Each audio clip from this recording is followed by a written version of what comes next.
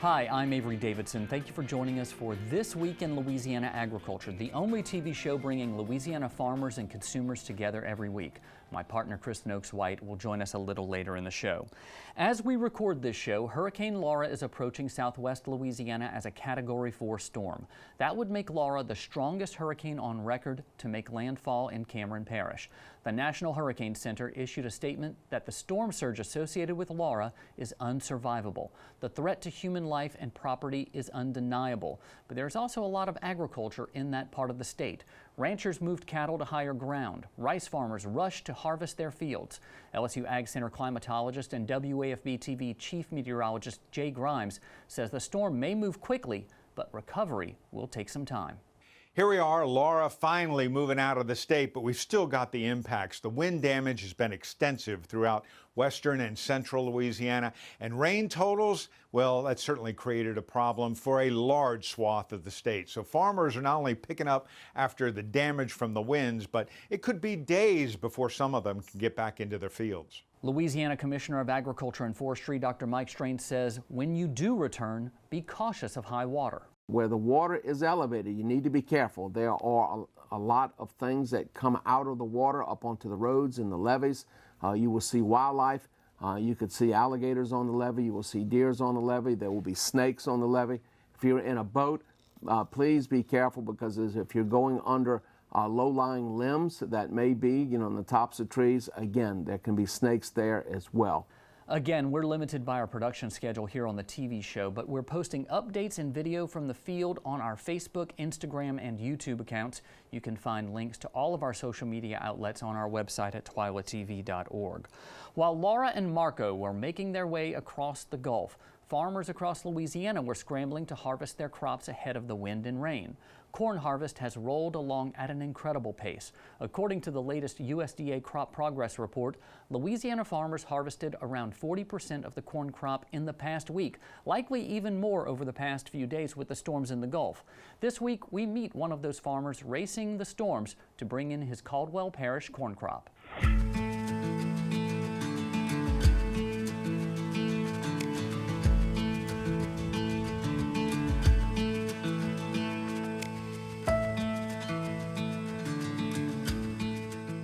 Hey, I'm David Guerrero. I farm in Bosco, Louisiana, and Riverton, just north of Columbia. We farm about 2,000 acres of corn and soybeans.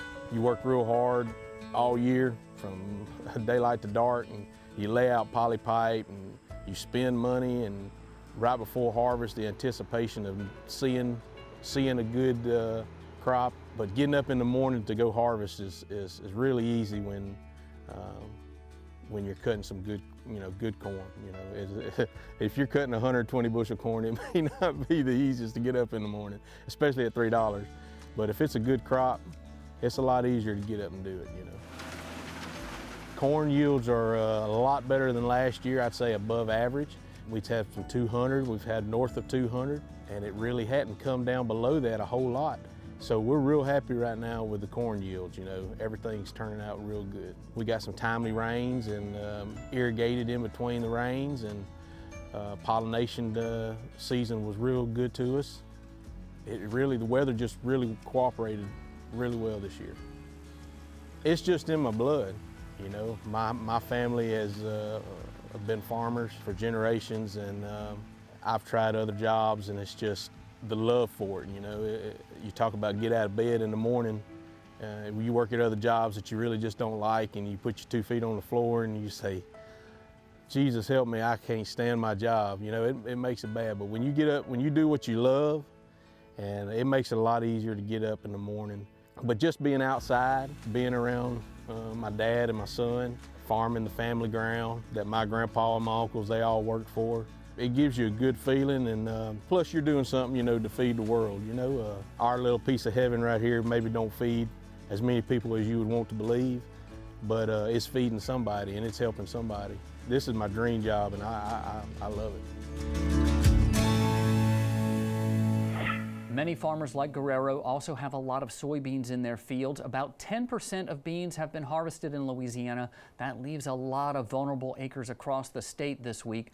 To round out the major crops being harvested right now, rice harvest is at the 85% mark and likely much farther along since farmers have been helping neighbors harvest leading up to the landfall of Hurricane Laura. Food waste is an issue that's gained more traction in recent years. Now, thanks to a native Louisiana insect and a transplant from South Africa, we might have a solution to some of that problem. TWILA's Neil Melanson introduces us to the black soldier fly, an old Louisiana inhabitant with some new, exciting possibilities. This is the future. Okay, maybe that's a little gross, but these are the larvae of the black soldier fly, a native of Louisiana, and they may look unappealing, but their impact has some prospects. They're being bred at Fluker Farms in Port Allen, where owner David Fluker says he's putting money on their future. You know, this is to feed other animals. That's pretty much what the crickets are used for, the mealworms and the other insects. So in some ways, this is the exact same thing that we already do. It's just a natural extension of what we currently do.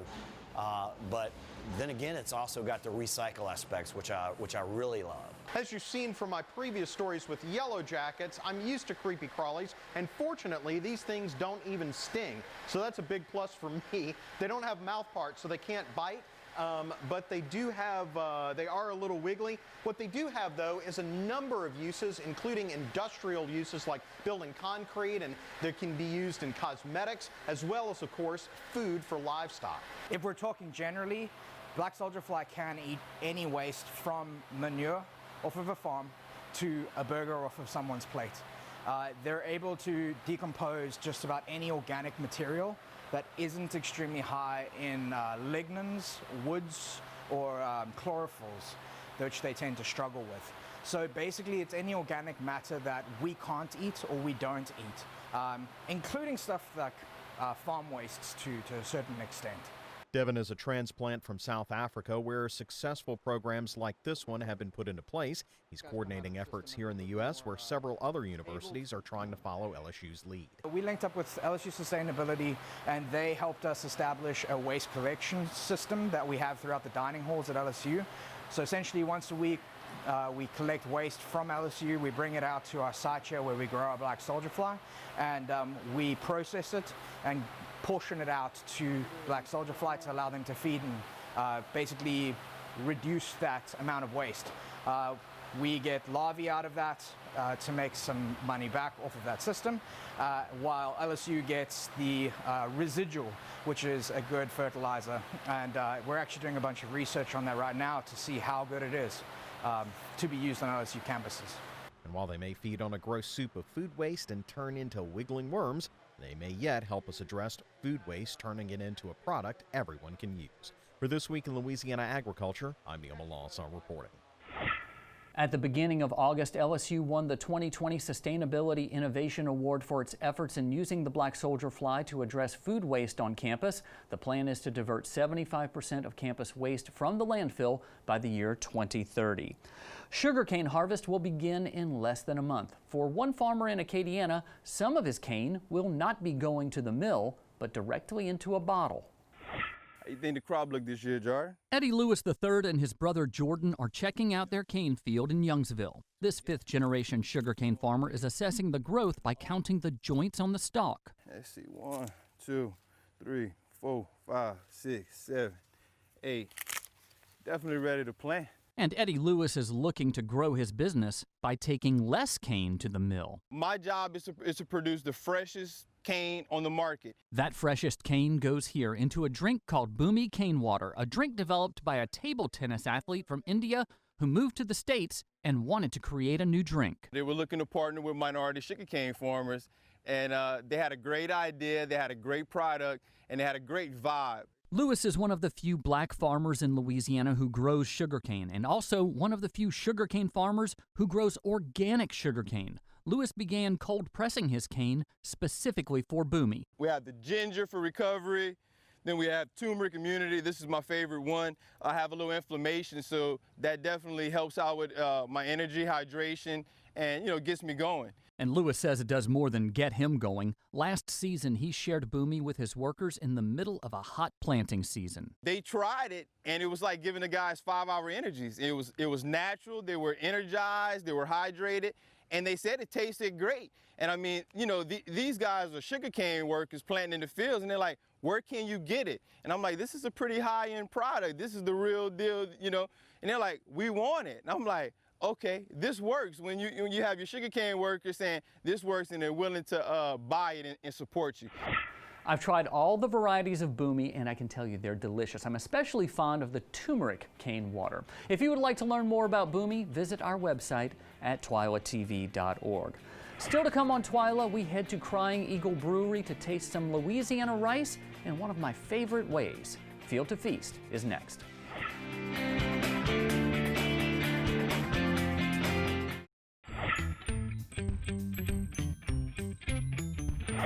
Welcome to Field to Feast, where we profile Louisiana and its local ingredients. Today, we're at Crying Eagle Brewing Company in Lake Charles, where we get to learn all about the neat things they're brewing up using Louisiana rice.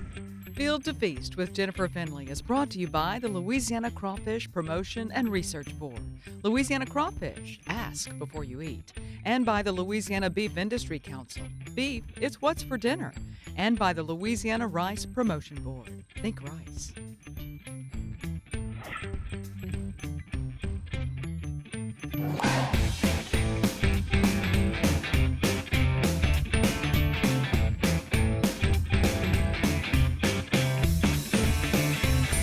I'm Bill Mungai. I'm the brewmaster here at Crying Eagle Brewing Company. I make all the beer, design all the recipes, kind of oversee the whole production of all of our different products. Designing the recipes, that sounds so interesting because we're talking about beer. What does that mean? Beer is mostly made out of barley, but there's other ingredients involved. You have to it's kind of like making a soup. That you make a really sugary sort of soup, and then you feed it to yeast and let it sit for a couple of weeks, and it turns into this amazing product beer. There's a lot of chemistry, science, sort of things involved to try and get a nice balanced, good tasting product. Well, I know that a lot of people love to dabble in being a brewmaster on the side and at home and things like that. But how did you get started in this? What does this entail? I was an avid home brewer for 12, 13 years, brewing all the time, constantly just making the same beer over and over again, trying to perfect a whole bunch of different recipes. And then I got the opportunity to come here to Crying Eagle and go professional. It's pretty much the same thing. I went from 15-gallon pots to 1,000-gallon pots over a weekend. But it's all the same science and math and all that sort of stuff. It's just a lot bigger, and your mistakes cost a lot more. When we were talking about farming and ingredients, in particular, we were talking about the fact that you use rice with your beer, including this one. Can you talk to me about that? When we were getting started, I really wanted to try and use some local ingredients. So we worked with the farmer's rice mill that's just a few miles down the road, and we're able to buy broken rice from them that they can't sell because it's not pretty enough to the main market. But we're able to use it in production of our beer. Rice and corn and that sort of thing are used in very light beers to keep the color light and the flavor light, but also to give you fermentable sugars that you can then turn into beer. We have two beers now currently featuring Louisiana rice. Our first one was our Louisiana Lager, kind of our flagship, our bestseller. 30% rice, a very difficult brew to make sure the rice doesn't turn into a giant sticky mess. But it's a very nice light flavor to the beer. And the beer we have in front of us right now is our second rice beer. This is our Louisiana Light Lager. It's delicious. Same recipe, it's just a little more lighter in calories, lighter in flavor. The kind of beer you can have several of, maybe while you're cutting the grass or just enjoying the outdoors without getting, losing your facilities. And growing up on a farm the way that you did, what is the importance to you in using local Louisiana ingredients? It's always important to have the local ties to the community here. Being a small business, we try to work with other small businesses and you don't get any smaller business than farmers. They've been the original small business forever here. So we're always trying to partner with the Louisiana farms for the rice, but also with our other ingredients from around the world. We try to partner with, smaller farms and producers, and you end up with the best quality products, and then you're able to make additional quality products out of them. And then we love to work with other community institutions. We have coffee roasters locally, and different bakeries and different restaurants and things where we've used some of their ingredients in beer as well. So it's very important to have all these community linkages and tie-ins, and you got to start with the small farmer, though. That's the heartblood of everything. Well, thank you for having us today. I will certainly be bringing a lot of this home with me because I'm here so I can purchase, but this is absolutely delicious. Cheers. Excellent. Cheers.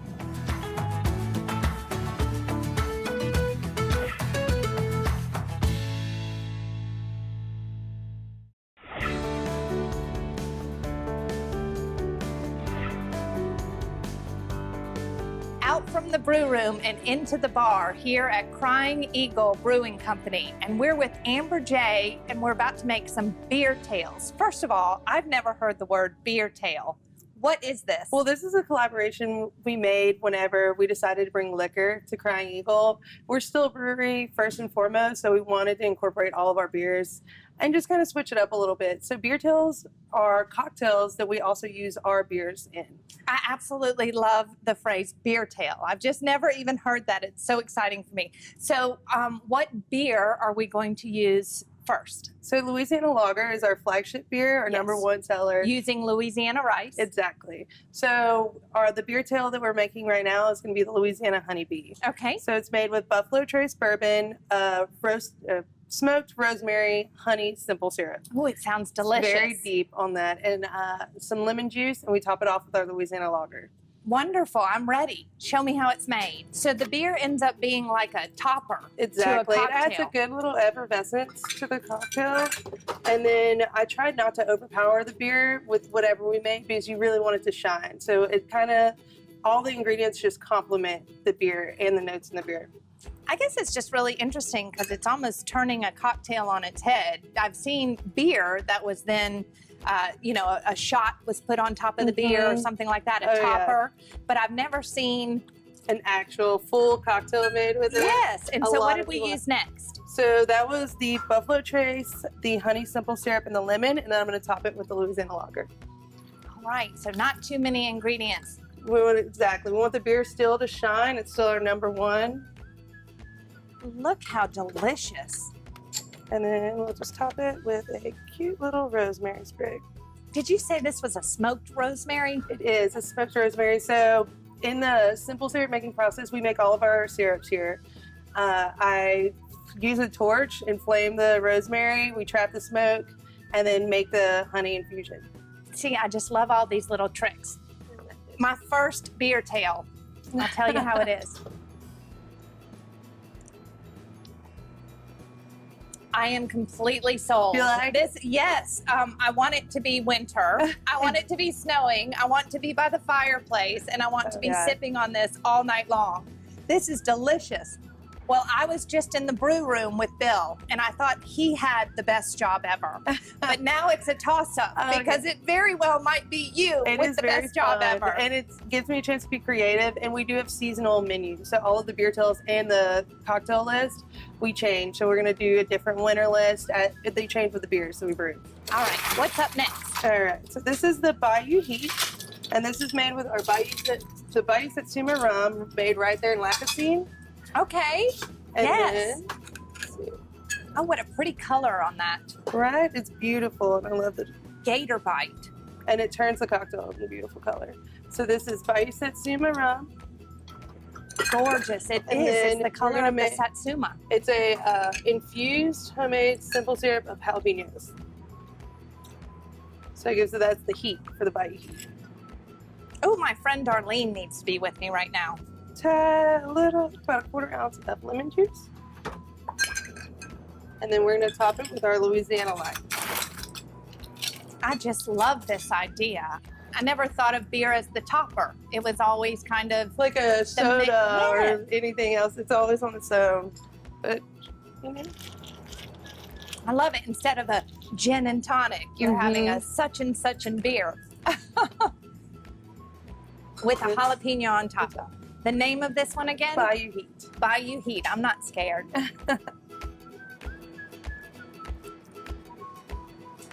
This is my favorite. It's your favorite? See, that's a very summer cocktail. Slight, refreshing, and gives a little bit of heat on the back, a little burn on the back end.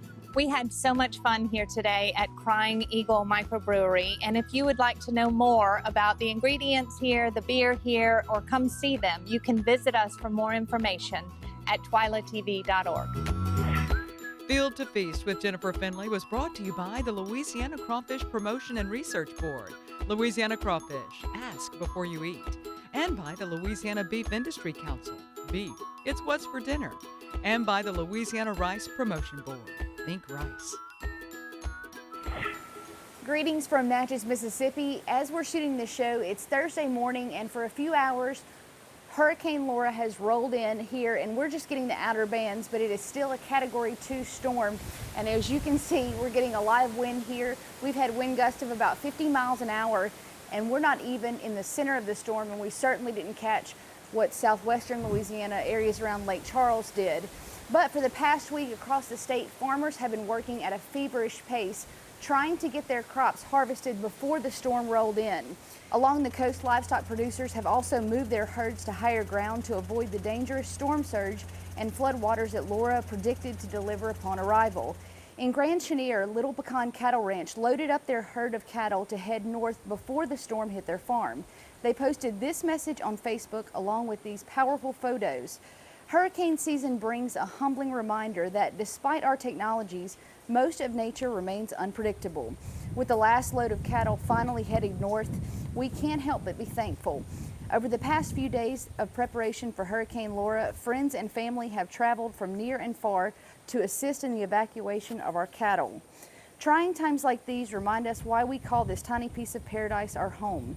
Like so many others in southwest Louisiana, our dedication to this land and way of life dates back hundreds of years, and we value it just as those before us.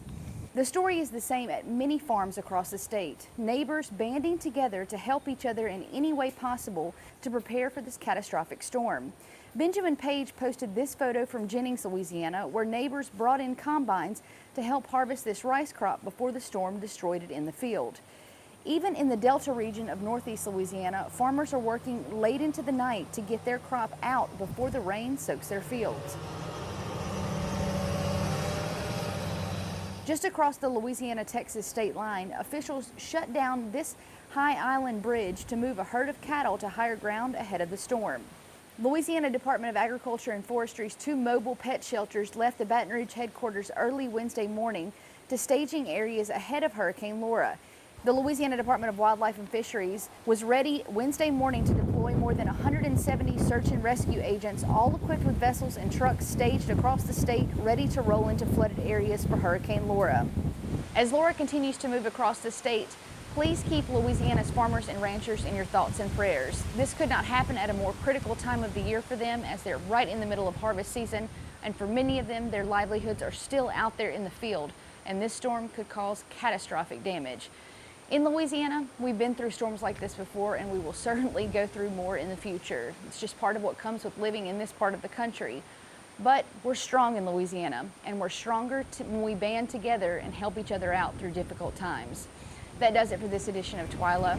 Be sure to like us on Facebook, follow us on Twitter and Instagram. We'll put all of our stories there, and subscribe to us on YouTube. You can find all of our stories there, as well as our website at twilatv.org. For all of us here at TWILA, thank you for joining us. We hope to see you again right here next week.